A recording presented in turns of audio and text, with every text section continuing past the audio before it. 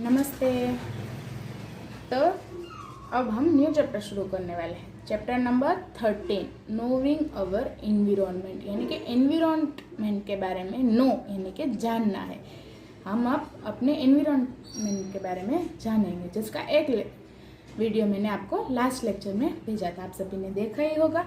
तो आपको कुछ आइडिया तो आ ही गया होगा कि इस चैप्टर में हम किस टॉपिक के बारे में पढ़ने वाले हैं। चलो first start with the introduction.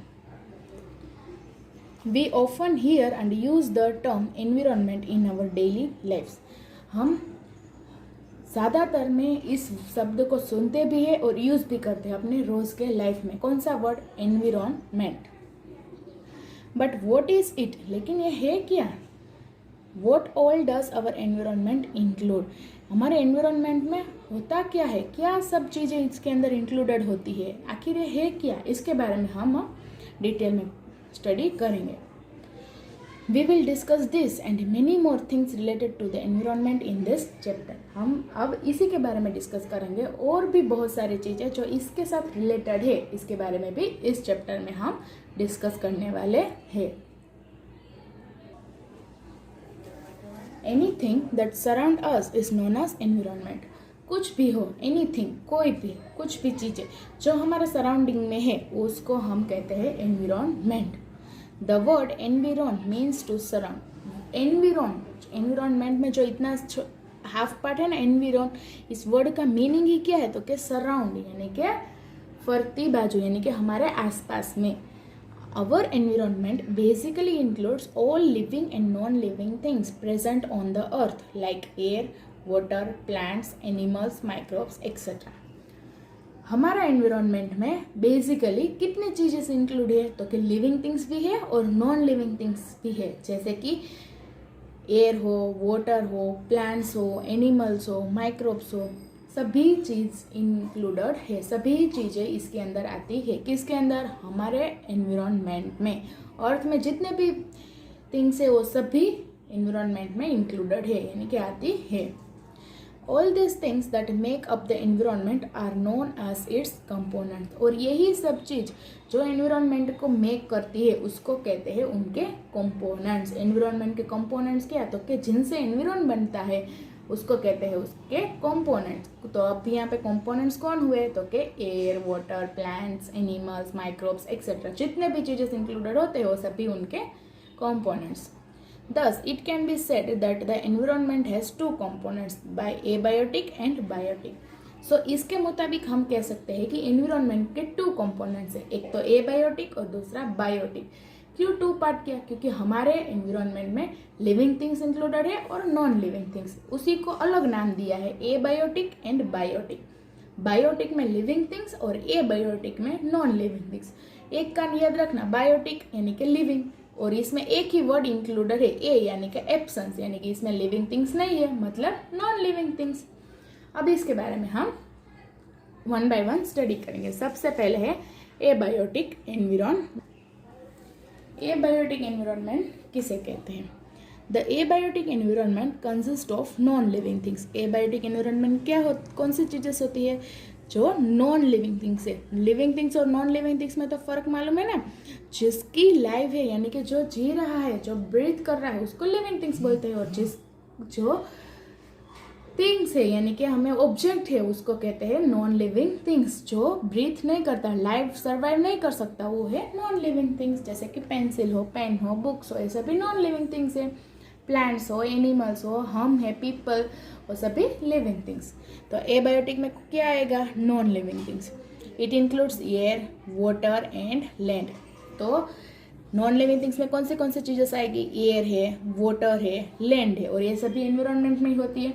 ये सभी नॉन लिविंग थिंग्स है, इसलिए किस में आएगी? एबायोटिक एनवायरनमेंट में।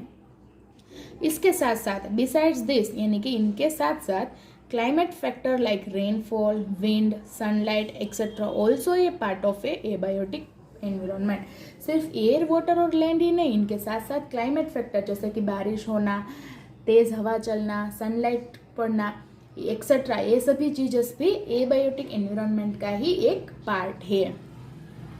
These components influence the nature behaviour and distribution of living organism sufficiently. यही सब कंपोनेंट्स क्या करते हैं, तो कि नेचर में, फिर बिहेवियर, लिविंग ऑर्गेनिज्म को अलग अलग डिस्ट्रीब्यूशन में, यही सब क्या होते हैं, यूजफुल होते हैं। इन सब, यही सब का तो एक काम है। Without sunlight, without rainfall, without wind हम लिविंग बींग्स लिव कर सकते हैं? नहीं कर सकते हैं।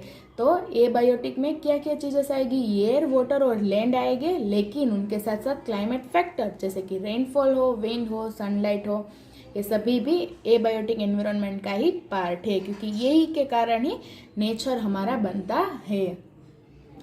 For example, a hot and dry place like a desert is inhabited by a very few animals, while a place with moderate temperature and good rainfall like a rainforest is the habitat of very large number of animals and plants.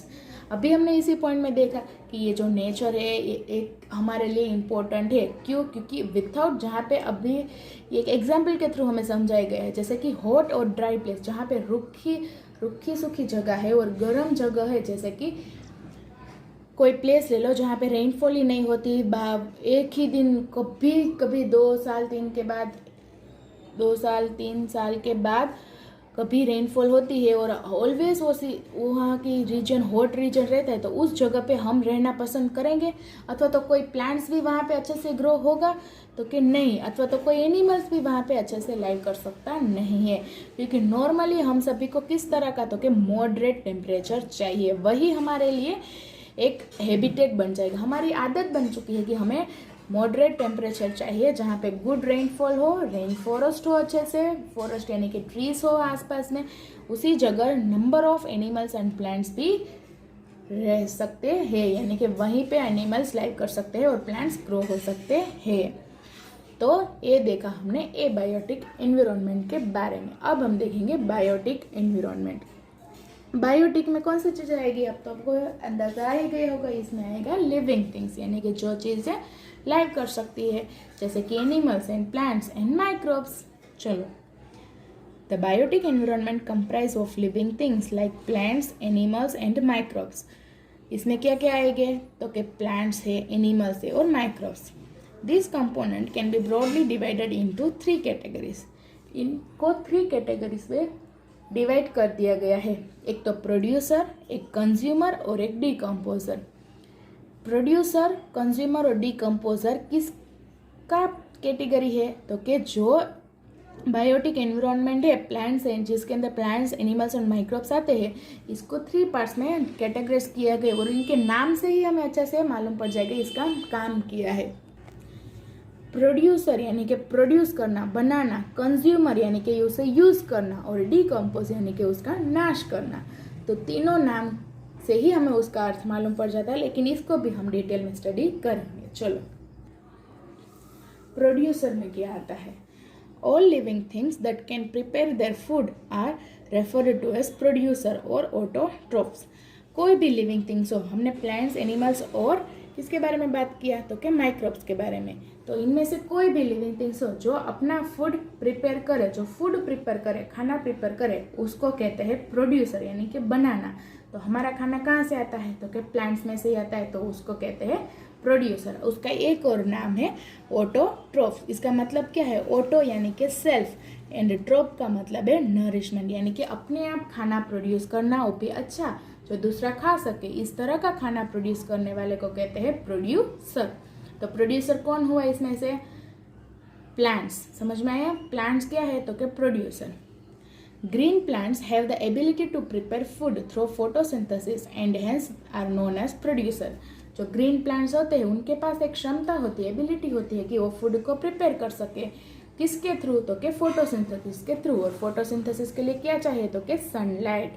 इसीलिए हमने abiotic में बोला था कि without sunlight यानी कि abiotic के बिना बायोटिक का भी कुछ काम नहीं है। तो सनलाइट यानी कि सनलाइट जब पड़ती है ग्रीन प्लांट्स के ऊपर, तब वहाँ पे एक प्रोसेस होती है जिसको कहते हैं फोटोसिंथेसिस, और उसी प्रोसेस के थ्रू जो ग्रीन प्लांट्स होते हैं वो फूड को प्रिपेयर करते हैं, और इसलिए उनका नाम है प्रोड्यूसर। समझ में आए प्रोड्यूसर क्या है। प्रोड्यूसर, कंज्यूमर और डिकम्पोज, तीनों के नाम से ही मैंने बोला था। प्रोड्यूसर मतलब कि बनाने वाला, कंज्यूमर यानी कि उसे यूज करने वाला। अब हम देखते हैं consumer. consumer. The organism that eat the food prepared by the producers are called consumer or heterotrophs. जो ऑर्गेनिज्म हो वो उस फूड को खाए जो प्रोड्यूसर ने प्रोड्यूस किया है, मतलब कि प्लांट्स ने जो फूड प्रिपेयर किया है उस फूड को जो खाता है उसको कहते हैं कंज्यूमर। तो कंज्यूमर में तो हम भी आ जाएंगे क्योंकि हम भी प्लांट्स के बनाए हुए फूड ही खाते हैं, और एनिमल्स भी आ जाएंगे। समझ में आया? प्रोड्यूसर यानी कि फूड को प्रिपेयर करने वाला, कंज्यूमर यानी कि उसे यूज़ करने वाला। यूज़ कौन करते हैं? हम, खाने के लिए, उसको कहते हैं कंज्यूमर। और उसका दूसरा नाम है हेट्रोट्रोप्स। इसका भी मतलब दिया गया, हिट्रो यानी कि अदर, ट्रोफ यानी कि नरिशमेंट, यानी कि हिट्रोट्रोफ दूसरे लोग उसका यूज़ करना। जैसे कि प्रिपेयर किसने किया है? प्लांट्स ने, लेकिन यूज़ कौन करते हैं? एनिमल्स, खाने के लिए। इसको कहते हैं consumer. All animals and human beings fall under this category as they depend directly or indirectly on the producers of food. क्या बोला है? ऑल एनिमल्स, सभी एनिमल्स और सभी ह्यूमन बींग्स इसी कैटेगरी में आते हैं। कौन सी कैटेगरी? कंज्यूमर कैटेगरी में ही आते हैं, क्योंकि वो सभी डिपेंड है, आधारित है किसके ऊपर? तो कि डायरेक्टली हो या फिर इनडायरेक्टली हो, जो फूड प्रोड्यूसर ने बनाया है उसी के ऊपर डिपेंडेंट है। क्योंकि विदाउट फूड्स हम भी लाइव कर सकते नहीं है, और विदाउट फूड एनिमल्स भी लाइव नहीं कर सकते। तो दोनों यानी कि हम और एनिमल्स दोनों डायरेक्टली और इनडायरेक्टली किसके ऊपर डिपेंडेंट है? तो क्या? फूड के ऊपर, जो किसने बनाया है? तो क्या? प्रोड्यूसर्स ने। Consumer can further be divided into 3 types based on their food. Consumer को भी 3 टाइप्स में क्या किया गया है? तो क्या डिवाइड किया गया है, और वो भी किसके ऊपर? तो क्या? उनके फूड के अनुसार। Herbivorous, carnivorous and omnivorous. Herbivorous, carnivorous and omnivorous. जैसे बायोटिक का कैटेगराइज किया गया था प्रोड्यूसर, कंज्यूमर और डिकम्पोजर, उसी तरह कंज्यूमर का भी 3 पार्ट्स डिवाइड किया गया है कि किस तरह का खाना कंज्यूम करते हैं, उसको कहते हैं उसके अनुसार हेर्बीवोरस, कार्निवोरस और ओमनिवोरस। और इन तीनों के बारे में डिटेल में एक वीडियो में हम लर्न करेंगे, ठीक है, कि इन तीनों में डिफरेंस आखिर है क्या।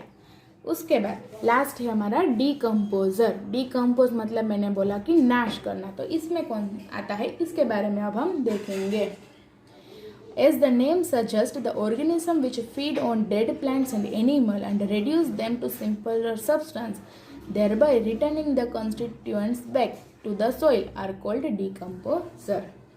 जैसे कि डिकम्पोजर नेम में ही हमें मालूम पड़ता है कि उसका काम है नाश करना, यानी कि जो ऑर्गेनिज्म, जो प्लांट्स डेड हो गए हैं, जो एनिमल्स डेड हो गए हैं, उसको वापस थोड़े क्या करता है? रिड्यूस करता है, सिंपलर सब्सटेंस, यानी कि स्मॉल बाय स्मॉल उसको उसकी साइज को रिड्यूस करता है, उसके अंदर जो कॉन्स्टिट्यूएंट है उसको वापस सोइल में डालता है। इस काम को कौन करता है? तो क्या? माइक्रोब्स। जो हमें मालूम है डेड प्लांट्स होते हैं वो भी हम सोइल में ही रहने देते हैं, और जो एनिमल्स अथवा तो जो ह्यूमन बींग्स डेड हो जाते हैं उनको भी हम कहाँ पे डालते हैं? तो क्या? सॉइल में ही डालते हैं। तो उस सॉइल में माइक्रोब्स रहते हैं, वो क्या करते हैं? उनको अच्छे से माइक्रोब्स अपनी एबिलिटी के थ्रू उसको काट के, यानी कि उसको फीड करके उसका एकदम उनका खाना ही बन जाता है, डेड प्लांट्स और डेड एनिमल्स, और उनको डिकम्पोज कर देता है, यानी कि उसका नाश कर देता है। जो डेड बॉडी और डेड प्लांट्स होते हैं उनको नाश करके वापस उनके कंस्टिट्यूएंट किस में पहुंचा देता है? तो क्या? सॉइल में ही। तो इसमें microbes include bacteria and fungi act as a decomposer, यानी कि सभी प्रकार के माइक्रोब्स किस में आएंगे? तो क्या? डिकम्पोजर में आएंगे, जिसमें मेन बोला है bacteria and fungi. Bacteria and fungi किस में आएंगे? तो क्या? ऐसे डिकम्पोजर। उसके बाद certain other animals such as jackals, vultures and hens also feed on the remains of dead animals. और भी बाकी के एनिमल्स है जो भी डिकम्पोजर की तरह एक्ट करते हैं। वो भी क्या करते हैं? जो डेड एनिमल्स होते हैं उनको फीड करते हैं, यानी कि खाते हैं, मतलब उनका भी काम किया हुआ तो कि नाश करना ही हुआ। तो they are also decomposer and also known as scavengers. इनको भी डिकम्पोजर कहते हैं, और एक नाम दिया गया है कि स्कैवेंजर्स, क्योंकि ये क्या करते हैं? एनिमल्स ही मरे हुए एनिमल्स को खा जाते हैं। जैसे कि हमें मालूम है फॉर एग्जाम्पल के लिए लायन टाइगर क्या करते हैं, छोटे एनिमल्स जो होते हैं वो मर जाते हैं, उनको खा जाते हैं ना। तो एक एनिमल्स जो मरे हुए एनिमल्स को खा जाए उनको कहते हैं स्कैवेंजर्स। लेकिन ये किस तरह एक्ट करता है, डिकम्पोजर की तरह ही एक्ट करता है। तो हमने देखा प्रोड्यूसर, कंज्यूमर और डिकम्पोजर। डिकम्पोजर नाश करना, कंज्यूमर जो प्रोड्यूसर फूड प्रोड्यूस करता है उसको यूज़ करना, और प्रोड्यूसर क्या करता है, सनलाइट की मदद से यानी कि ग्रीन प्लांट्स फूड को प्रोड्यूस करते हैं।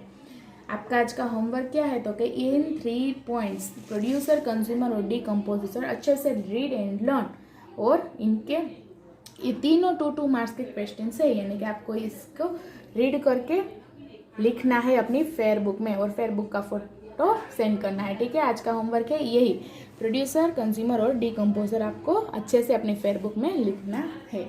चलो नमस्ते, नेक्स्ट लेक्चर में हम इसका कंटिन्यू करेंगे।